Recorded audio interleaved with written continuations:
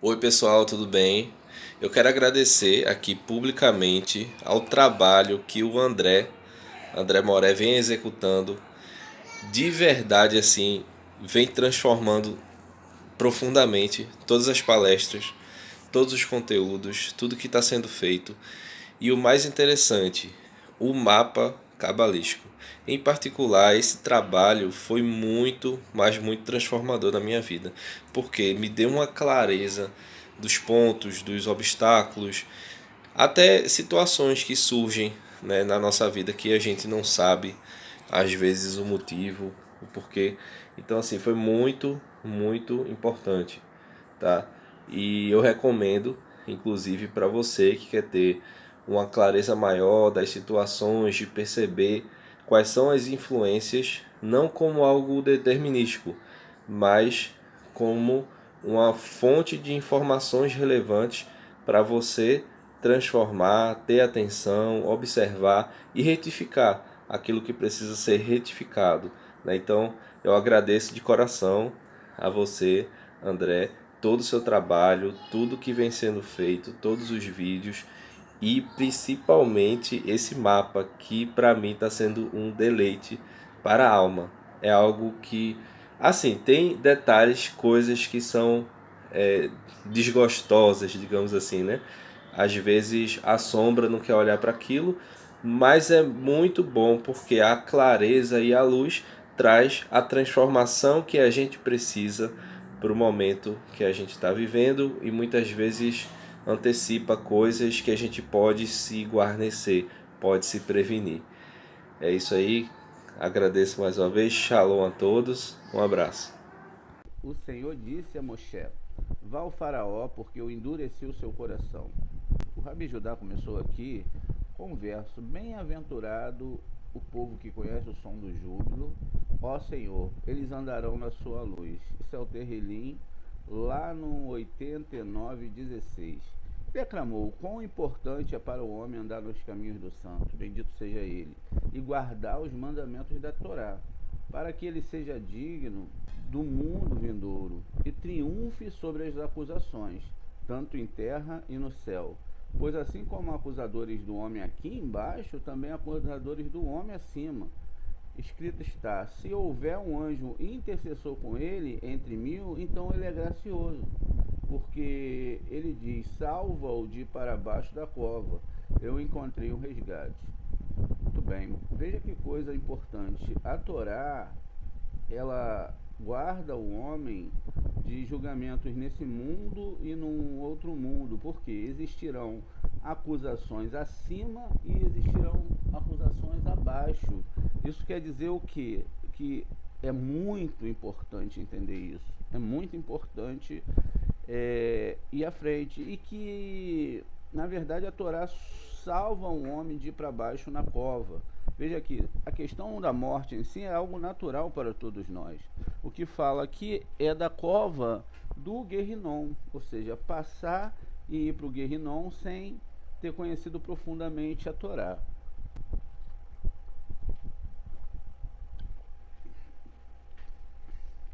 O Rabi Hia disse: por que deveria o homem precisar de um anjo para interceder por ele? Não está escrito: o Senhor será tua confiança e guardará o teu pé de ser levado? Provérbios 3:26. Se nós temos o Eterno, por que nós precisamos de um anjo? O Senhor te guardará de todo mal. Isso é o Salmo 121:7. Bem, de fato o próprio santo vê tudo o que o homem faz, seja bom ou mal, como está escrito. Pode um homem se esconder em lugares secretos que eu não veja? Isso é Jeremias 33:24.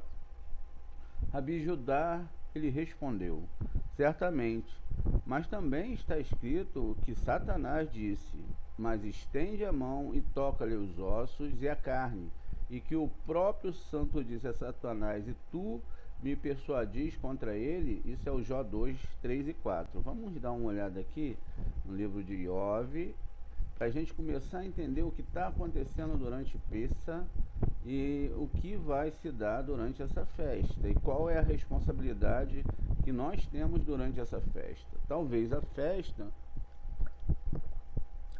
ela não seja meramente, como nós veremos, uma comemoração, mas que seja algo muito, muito profundo e que nós devemos nos atentar para que nós não caiamos na guerra do ser descrito ali.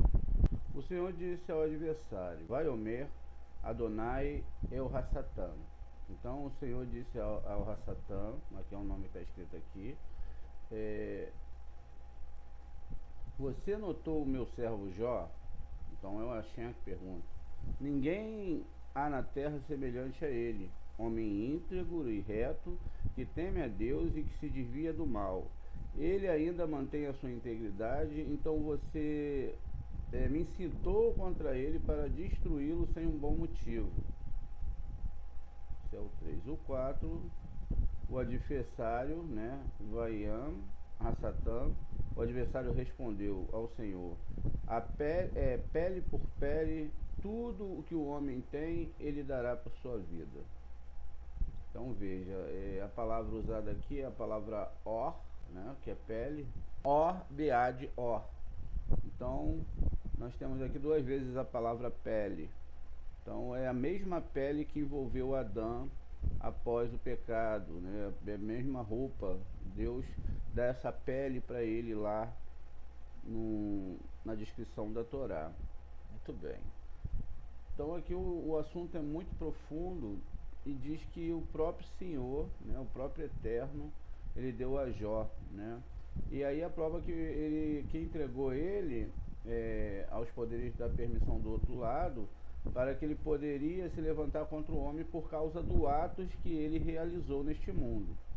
E tudo isso, os caminhos do santo são ocultos, e está além do meu poder segui-los, pois esses são os estatutos do santo que o homem não devem examinar muito de perto, exceto aqueles que andam no caminho do santo, a sabedoria. E, portanto, são verdadeiramente dignos de penetrar no caminho velados da Torá, e assim compreender a verdade neles escondidas.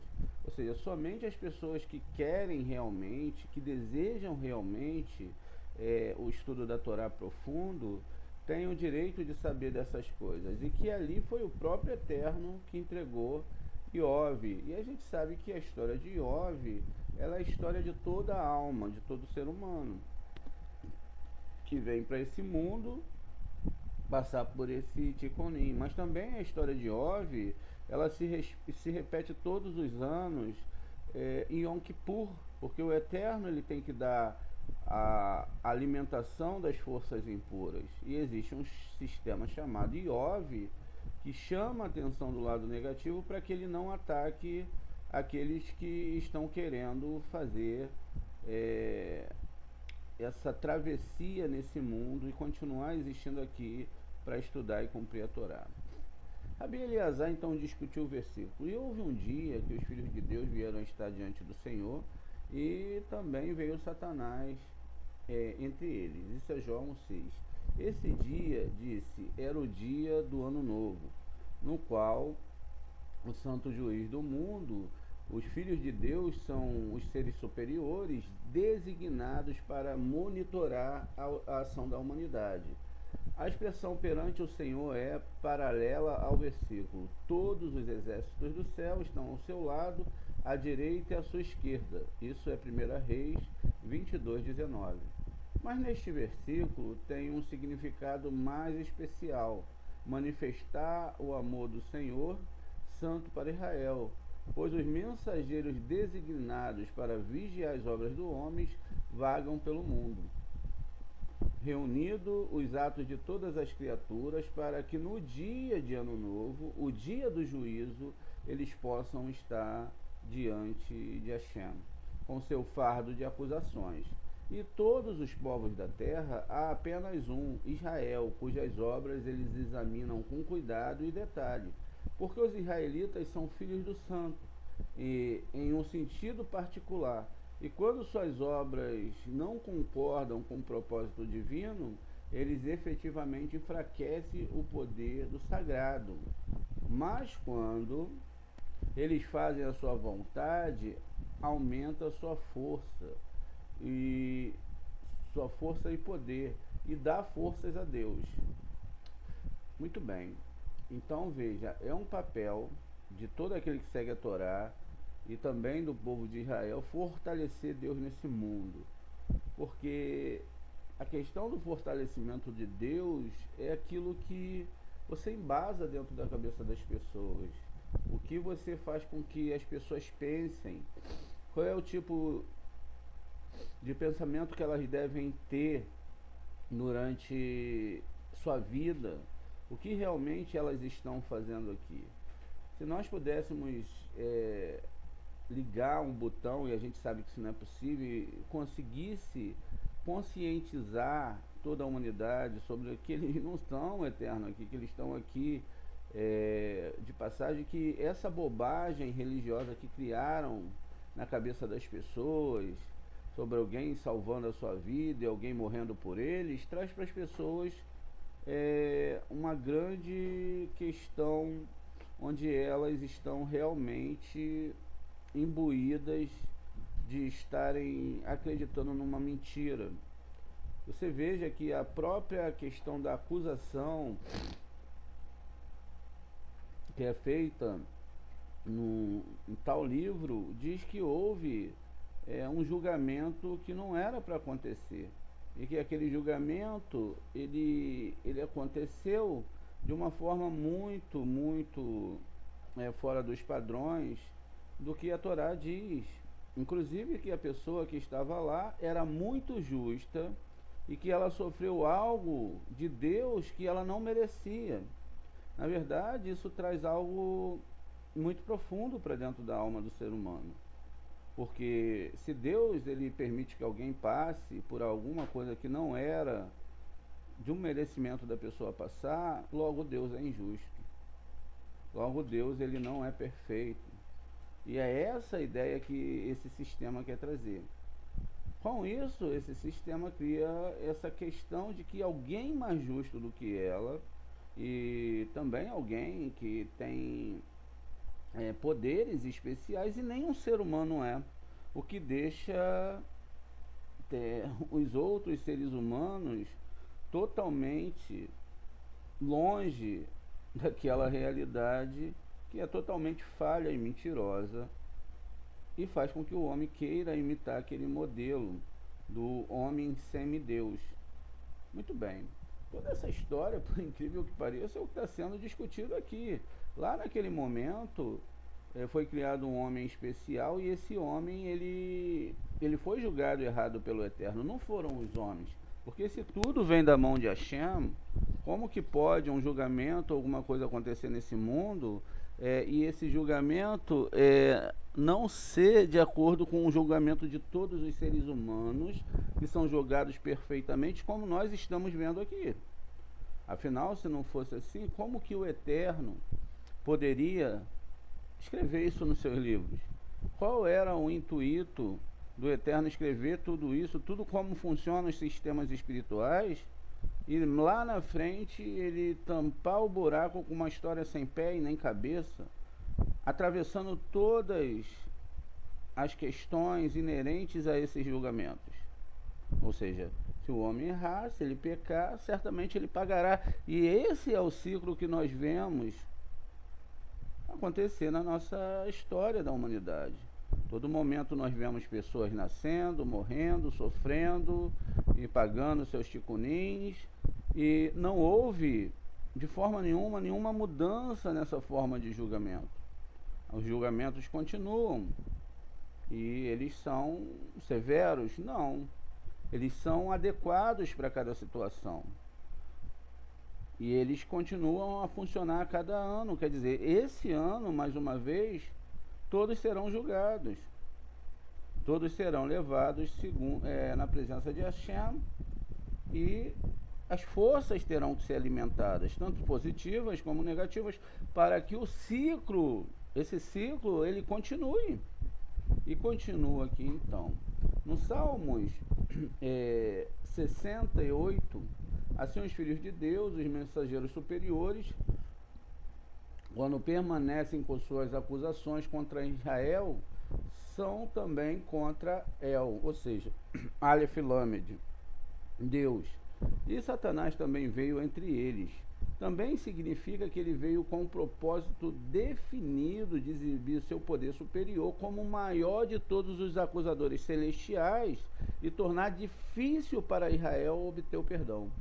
Quando o santo viu que todos vinham acusar assim, ele disse a Satanás: De onde você vem? E Satanás respondeu: De ir de um lugar para o outro no país. Bem, sabemos que o controle de todos os países é confiado aos capitães superiores, exceto apenas ao país de Israel, que não é. Assim, quando Satanás disse o país, Deus sabia que sua intenção era acusar Israel. E é por isso que ele imediatamente lhe perguntou: Você notou, meu servo Jó, que não há ninguém como ele na terra, com o fim de distrair para o outro assunto e deixar Israel só para com ele, para ele, como um pastor que atira um cordeiro a um lobo para salvar o resto do rebanho. Então, nesse momento, o próprio Eterno teve que chamar o lado negativo a atenção para que eles pudessem olhar para Jó. E a gente então tem aqui a resolução de que ao fazer isso, ele olhava para Jó, foi atacar Jó e pegar as forças ali que ele precisava e abandonou então o povo de Israel. E aí o povo de Israel podia agora ter de Hashem uma atenção e como se fosse ali uma distração onde Israel pudesse dar um salto que ele não conseguiria naquele momento. E aí continua. Então Satanás deixou Israel e voltou a sua atenção para Jó, dizendo: Será que Jó teme a Deus em vão? Será que essa fé dele é em vão? Retire o seu cuidado providencial dele, então veja que o seu medo e reverência valerão. Observe isso. Quando na sua hora de necessidade algo é jogado como suborno para o outro lado, como cordeiro jogado ao lobo, representante do outro lado, cessa de atacar sua vítima original. É exatamente o que acontece quando os dois bodes, né? Um que é mandado para Shem, outro para Azazel, e lá mostrando que essas forças elas precisam ser alimentadas e que existe todo um parâmetro aqui espiritual de lado direito e lado esquerdo, e que aqueles que estão indo para o eterno são aqueles que estão estudando a Torá. Ir para o templo para ser sacrificado é você sacrificar o seu Yetzer Hará, o seu lado negativo, e abandonar tudo que não tem a ver com a Torá e seguir em frente com a Torá. Isso para o bem da sua alma e para a purificação da sua alma. Então o representante do outro lado cessa de atacar sua vítima original. Esta é a razão para a oferta de uma cabra na lua nova e no dia da expiação, pois o Satã lida com eles e deixa Israel sozinho. Agora chegou a hora do outro lado receber o que lhe é devido e toda a semente de Abraão, porque Satã tinha uma acusação contra Abraão por ter trazido um animal para o sacrifício no lugar do Isaac, o que é uma transação ilegal, pois se diz: ele não alterará um animal destinado ao sacrifício, nem o mudará. Isso é o Levítico 27:10. A gente vai olhar aqui, veja, toda lua nova, né? Toda lua nova, está aqui, ó, que está escrito aqui, que a razão para a oferta de uma cabra na lua nova e no dia da expiação, que é Yom Kippur.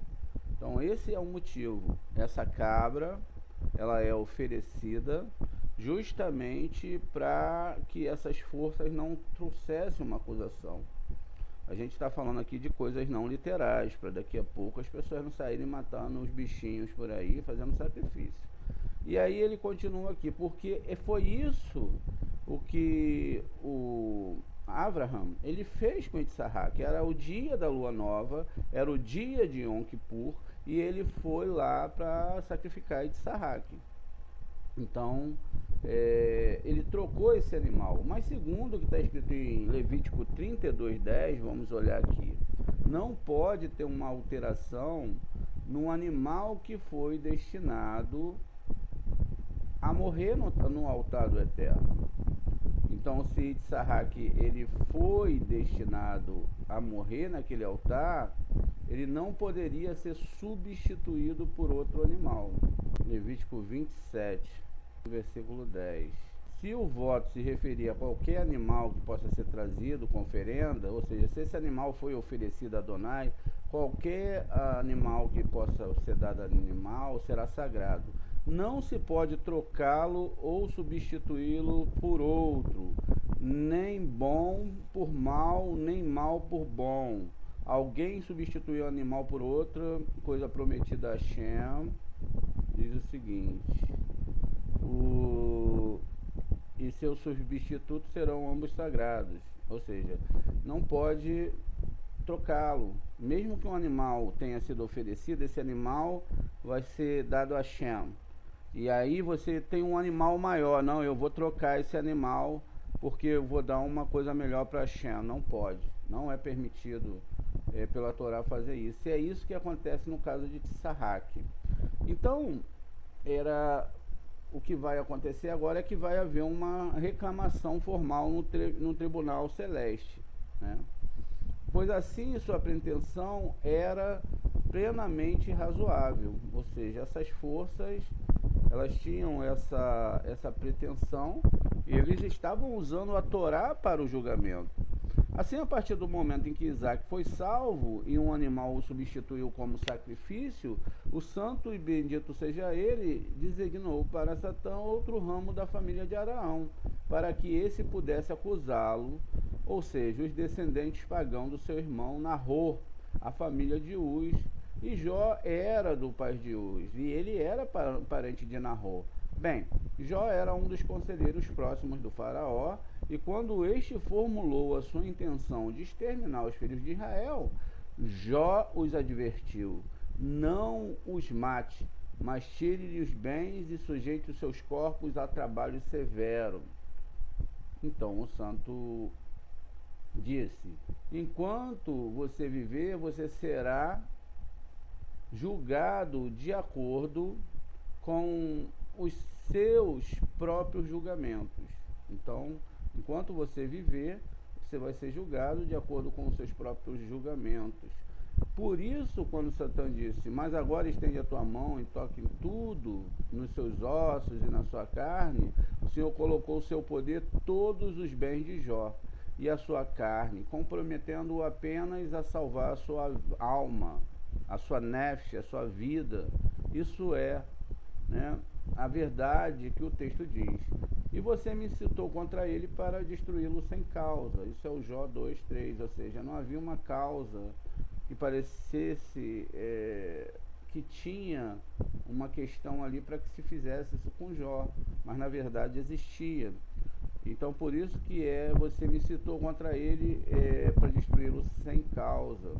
O que parece mostrar que o sofrimento de Jó era imerecido, mas podemos traduzir como contra ele. Veja, o nome dessa paraxá é Bo, é disso que está falando.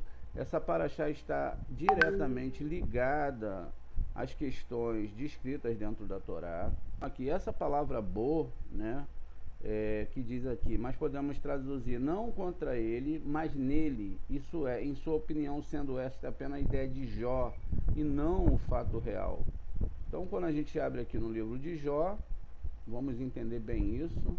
A gente está vendo aqui que o fato que foi traduzido ali, enfim, não é muito dentro daquilo que se imagina no texto traduzido, mas que existe uma diferença, porque existe um jogo de palavras, e a palavra aqui descrita é a palavra Bo, né? Ou seja, a gente sabe que a Torá ela começa com Bereshit, e que dentro desses contextos nós temos uma questão muito profunda de entendimento dentro da Torá, e que dentro desse entendimento, como a gente vai ver agora, existe uma grande ligação para explicar exatamente tudo o que está ocorrendo no livro de Jó. O livro de Jó ele foi escrito por Moshe em relação a explicar também essa paraxá. Então no Jó 2:3, né? Vaiomer Adonai El Hassatam, Hassamat Leverra El Avedi, Iov, Ki Ain Kamorru, Bearetz Ish Et Vaishá Irá, Elohim Issá, Merá Ve Adenu Mesarik Betumatô, Vesiteni Bo. Então aqui eu tenho a palavra Bo. Lebale O Riná. Então veja, a palavra Bo é o nome da paraxá. E a palavra Bo, ela tem a gematria muito importante porque ela lembra as 8 sefirotes. Então você tem um numeral 8 aqui. Esse numeral 8 que vai ser descrito aqui uma palavra boa que tá mostrando dentro da nossa palavra um significado muito importante. Também está mostrando que aqui a gente tem dois parâmetros, um parâmetro da divindade de julgamento e outro parâmetro de perdão. E aí eu tenho 2 com 6, 8. Mas se eu faço uma substituição do 2 aqui e boto 20, logo eu tenho 26, que é o tetragrama sagrado. Então nós sabemos que toda a história vai rodar em cima da paraxá Bo e dessa conexão que existe, porque eu tenho as 8 sefirotes, porque tudo vem de Biná, e de Biná até Malhut eu tenho 8 sefirotes. E aí então é quando começa o julgamento de todas as coisas. Muito bem. O que parece mostrar que os sofrimentos de Jó eram imerecidos, mas podemos traduzir não contra ele, Bo, mas nele. Isto é, em sua opinião, sendo esta apenas a ideia de Jó, que não o fato real. Toda vez que as pessoas têm um julgamento que é necessário para o seu entendimento, elas não se acham merecedoras daquele julgamento. E elas acabam, então, julgando o Eterno erroneamente, falando que ele cometeu um ato de injustiça, e ela não procura entender o que ela tem que consertar dentro de si mesma. E aí continua. Aqui o Rabi Abba interveio dizendo: tudo isso está correto até certo ponto, mas fomos ensinados que Satanás, o velho mais tolo rei, isso é Eclesiastes 4:13, tem o direito de acusar apenas os indivíduos, mas não a humanidade como um todo. Pois o julgamento do mundo é executado pelo santo, como diz a respeito daqueles que construíram a Torre de Babel. E o Eterno desceu para ver, ele veio fazer o seu julgamento. Também é aquela ideia que o Eterno desceu, não existe essa conotação, porque ele sabe de tudo, mas é uma ideia para trazer para nossa mente que ele veio e ele percebeu as coisas, ou que ele vem e ele percebe as coisas, está tudo no nome dele. Isso não quer dizer que ele vem também, quer dizer que cria em nós uma ideia de como tudo funciona, ou seja, no momento que as pessoas estão reunidas para fazer o mal, no momento que as pessoas estão bolando os seus planos e sentenças, o Eterno vem para ver. Portanto, não se contentaria em condenar o mundo à perdição apenas pela força das palavras de Satã, que é o grande acusador e cujo único desejo é destruir o mundo. Veja, ele é o acusador e o único desejo que ele tem é destruir o mundo. Mas é verdade que no dia do ano novo há dois lados, diante do santo, bendito seja ele, pela recepção da humanidade. Então, gente, o que acontece aqui? A gente está vendo aqui que aqui nós estamos falando de algo natural, que é o lado direito, o lado esquerdo, e é referente a toda a humanidade. E que toda a humanidade ela vai ser chamada para juízo. Só que existe uma força chamado Iov. Essa história se repete todo ano, e todo ano Hashem joga Iov sobre a força dessas clipotes, e essas clipotes têm que ir lá em Iov atacá-lo para buscar essa força, para que o povo de Israel possa sair somente por essa força que o Eterno tem e que ele coloca, porque o povo de Israel em si, ou todo aquele que segue a Torá, não tem força, não teria argumentos para continuar vivo nesse mundo. Então o mundo teria que ser destruído. Então ele levanta essa força, e então o Satã ele tem que ir lá para recolher força, e deixa a acusação, e vai abrir a acusação e pegar força daquele outro lado. Ele e toda a comitiva do lado negativo, que é a comitiva de acusação. Os homens, dos quais pode ser registradas boas ações e arrependimento, têm o privilégio de serem escritos num pergaminho, num lado que a vida e produz vida. E quem estiver do lado dele é escrito para sempre. Aquele cujas acusações são as ações são designadas para o outro lado, que é a morte, mas às vezes acontece que o mundo está exatamente equilibrado entre os dois. Então, se houver uma pessoa justa para fazer pender a balança, o mundo será salvo. Mas se houver um vilão, o mundo inteiro está condenado à morte. É o caso da história de Abraão. E quando Abraão pergunta a Deus se tivesse uma quantidade de justos, quer dizer que poderia se trazer um equilíbrio ali para aquele local, né? E a balança ficaria equilibrada, porque da mesma forma que entra forças ruins, o justo atrai forças boas. Então esses anjos, essas forças, quando a gente fala em anjos, a gente acha muito que é um ser, etc. Não, são energias. Se você está num lugar que tem muita energia ruim, então é lógico que anjos não vão ficar ali. Essas forças, como o ser humano tem esse poder de andar dentro daquilo que ele quer, daquela questão que ele deseja, então essas forças elas são condensadas conforme os atos daquela pessoa. Então, se você tem um tzadik dentro de uma cidade e tem muita feitiçaria, muita idolatria, aquele tzadik ele traz um equilíbrio sobre toda aquela cidade, sobre todo aquele local, mas ele também pode e vai sofrer ataques caso a questão seja muito mais pesada para o lado dele, ou seja, não tem como um homem vencer essas forças sozinho. E aí, justamente em tal condição, estavam os assuntos dos homens no tempo de Jó, quando o acusador se apresentou diante do Eterno, desejoso de denunciar o mundo. Imediatamente o santo perguntou-lhe: você já pensou no meu servo Jó? E assim que Satã ouviu esse nome, concentrou toda a sua atenção nele.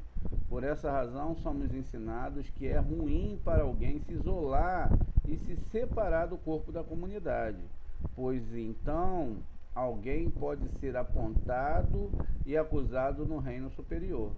É por isso que a mulher sunamita disse: eu resido entre o meu povo. Isso está lá em 2 Reis 4,13.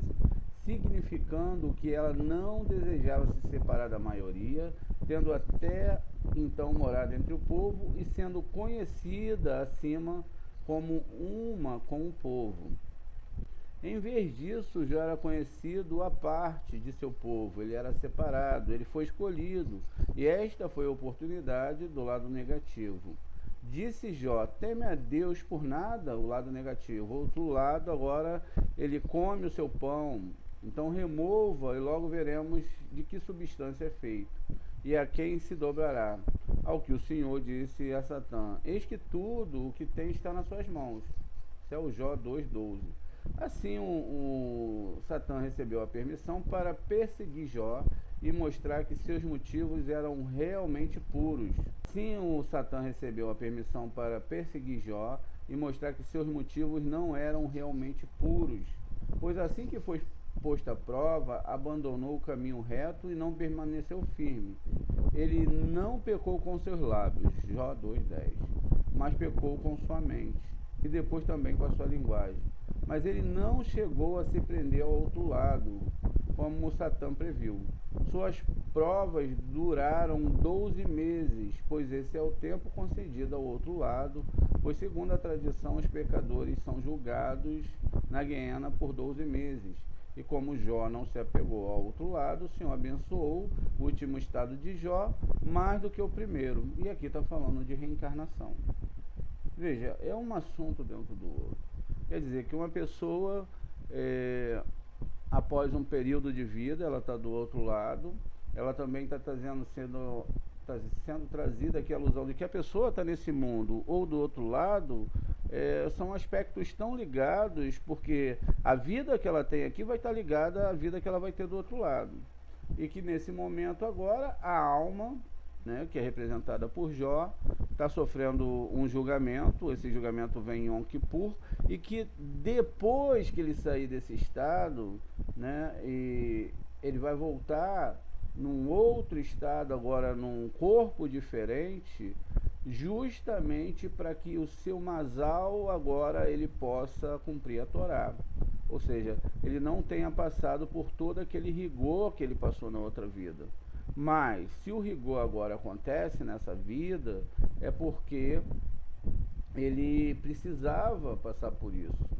E aí as perguntas que surgem ali são exatamente: por que o Eterno fez isso com Jó? Por que Jó ele passou por tudo isso? Qual é a ideia que nós temos que ter aqui de tudo isso? Logo no capítulo 1 de Iov, fala que Iov falou o seguinte: nu eu saí do ventre da minha mãe, e nu eu voltarei para o ventre da minha mãe. Não existe nenhuma alusão aqui, nenhuma linguagem, nesse caso, metafórica.